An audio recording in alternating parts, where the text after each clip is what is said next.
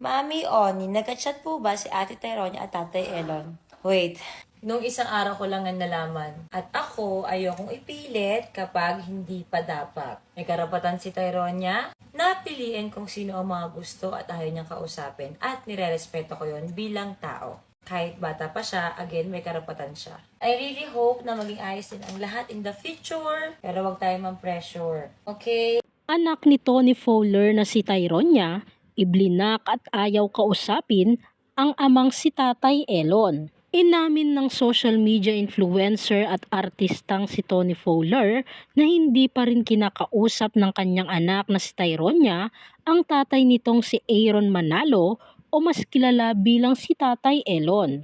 Isang netizens kasi ang nagtanong sa kanya kung kumusta na ang estado ng relasyon ng mag-ama. Matatandaang nagkaroon ng tampuhan ang mag-ama nang magdesisyon si Tatay Elon na umalis na sa poder ni Tony at bumukod.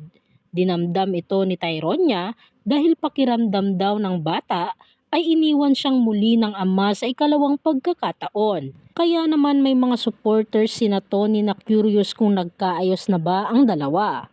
Mami Oni, nagchat-chat pa po ba si Ate Tyronia at Tatay Elon? Tanong ng isang netizens.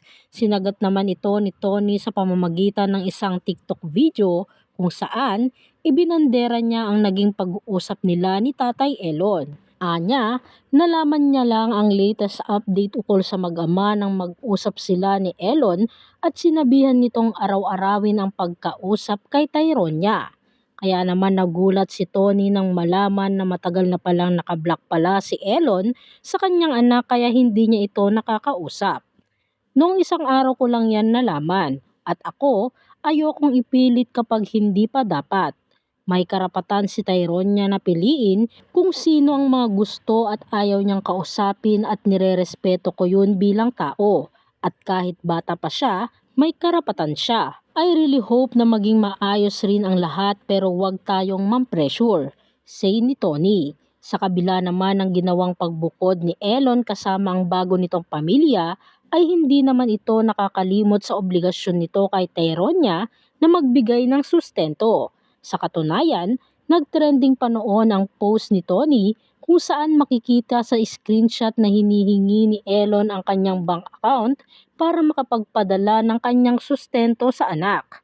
Narito naman ang ilang komento ng mga netizens. Siguro di pa siya ready kasi masakit nga yun sa isang bata na nangako na di iiwan tapos ngayon wala sa tabi niya. Hayaan nyo na lang muna. I-vlog naman. Tama ka po Mami Oni. Huwag mo na i-pressure si Tyronia.